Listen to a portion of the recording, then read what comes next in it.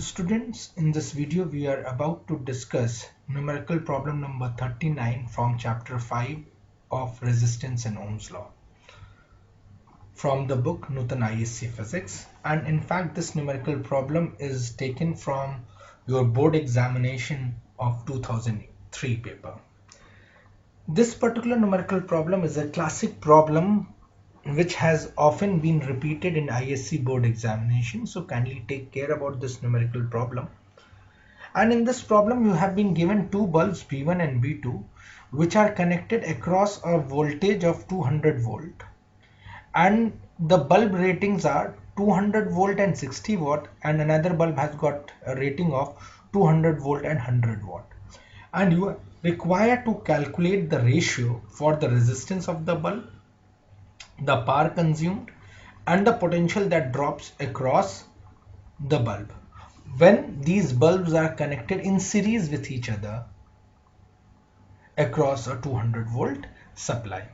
So this is a classic problem which you need to take care, which you need to understand, comprehend and prepare.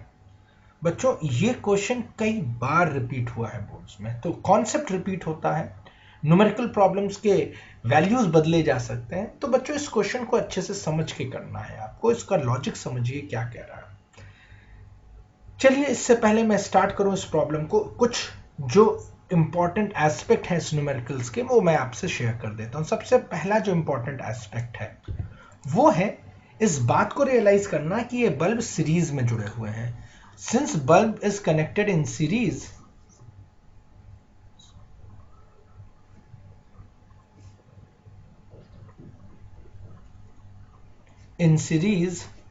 so I should understand कि series circuit is potential divider circuit। तो पहली बात जो मेरे को समझनी है, ये potential divider circuit है।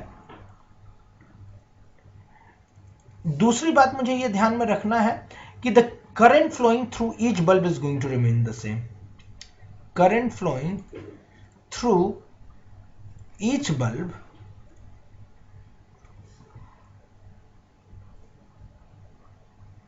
remains same। तो दो बड़े इंपॉर्टेंट आउटकम होते हैं जब आपको कोई भी चीज सीरीज में मिलती है। एक तो सीरीज सर्किट एक पोटेंशियल डिवाइडर है, तो अब इन दोनों बल्ब के अक्रॉस 200 वोल्ट नहीं एप्लीकेबल होगा, इसके अक्रॉस कुछ पार्ट ऑफ 200 होगा, बाकी बचा हुआ पार्ट 200 का इसके अक्रॉस होगा। तो सीरीज सर्किट की खासियत क्या है कि दोनों के अक्रॉस वोल्टेज को वो डिवाइड कर देता है। दूसरा जो करंट फ्लो कर रहा है बच्चों, इसमें जो भी करंट जाएगा वही same amount of current I पहले बल्ब से भी पास करेगा, वही बल्ब 2 से भी पास करके वापस आ जाएगा। तो the current is going to remain the same.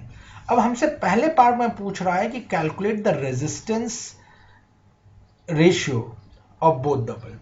तो चलिए रेजिस्टेंस निकालते हैं। पहले बल्ब की पावर रेटिंग कितनी दे रखी, 60 वॉट 200 वोल्ट। तो रेजिस्टेंस, पावर और रेजिस्टेंस में रिलेशन क्या होता है, तो power is equals to V square by R, ये मुझे मालूम है। Therefore I can frame the expression for resistance as V square by P.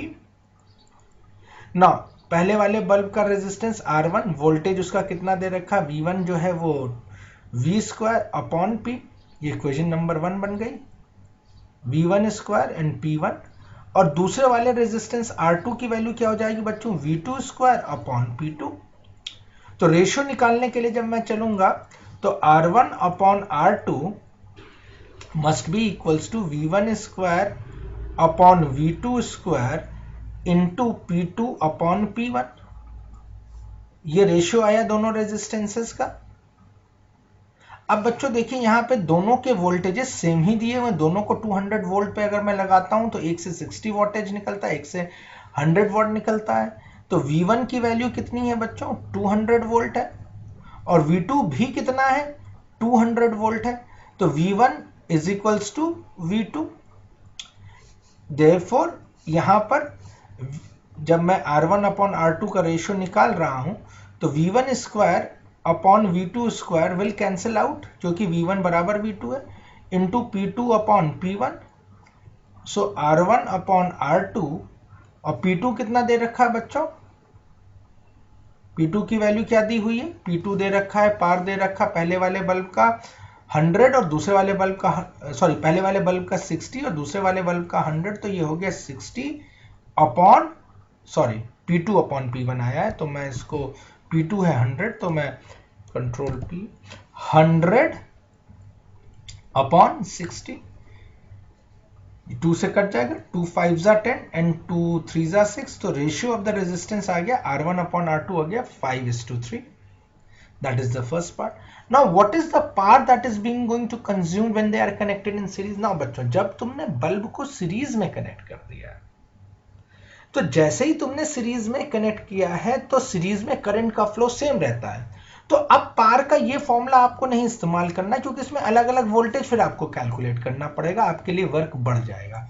तो आपको पार का दूसरा भी फॉर्मूला मालूम है, power is equals to I square times R. अब in series circuit the current remains the same, so since in series current flow remains the same,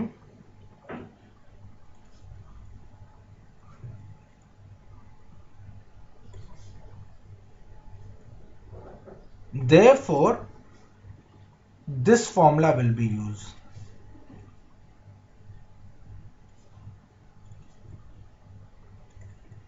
समझ में आ गई बच्चों बात? क्योंकि करंट का फ्लो सीरीज सर्किट में सेम रहता है, इसलिए मैं इस फॉर्मूले का इस्तेमाल कर रहा हूं. तो P1 upon P2 will be equals to I square R1 upon I square R2. I दोनों का सेम था, कैंसिल हो गया, देयरफॉर P1 अपॉन P2 का जो रेशियो आएगा वो R1 अपॉन R2 के रेशियो के बराबर होगा. और R1 अपॉन R2 अभी हम लोगों ने यहाँ पे निकाला था, कितना आ गया था, 5/3. तो यहाँ पे पावर का भी रेशियो 5/3 आ गया बच्चों. बहुत ही अच्छा न्यूमेरिकल प्रॉब्लम काउंसिल ने फ्रेम किया था 2003 में. आ गई ये बात समझ में आप लोगों को, पावर का रेशियो 5/3. चलिए let's move on to the next part, that is the voltage मुझे कैलकुलेट करना है. मैं इस चीज को, नेक्स्ट पार्ट को मैं इस पोर्शन को रिमूव करके एक्सप्लेन करता हूं बच्चों.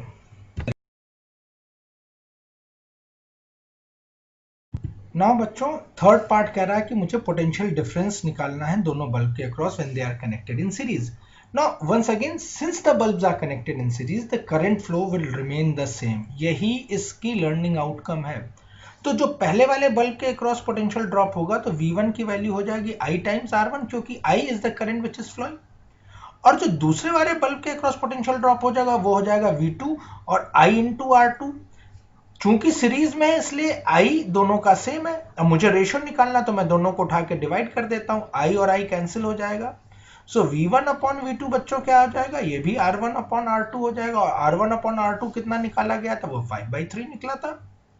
तो थर्ड पार्ट का भी आंसर बच्चों कितना आ गया, 5/3 आ गया. तो ये एक बड़ा इंटरेस्टिंग न्यूमेरिकल प्रॉब्लम है, प्लीज सी टू इट. और इस तरह के कोई और फर्दर न्यूमेरिकल प्रॉब्लम्स हो तो उसको प्रैक्टिस करिएगा. बस एक बात का ध्यान रखिएगा, जब कभी भी कोई भी सर्किट एलिमेंट सीरीज में कनेक्टेड होते हैं तो उसमें दो बातों का विशेष तौर पे ध्यान रखना. पहला जो बात है ए, वो है कि पोटेंशियल डिवाइडर होता है सर्किट. और दूसरी बात जो ध्यान में रखने वाली, करंट का फ्लो सेम बना रहता है. सो आई होप मेरा ये सोल्यूशन आपको गाइड करेगा, हेल्प करेगा फर्दर इस तरह के न्यूमेरिकल प्रॉब्लम्स को सॉल्व करने के लिए.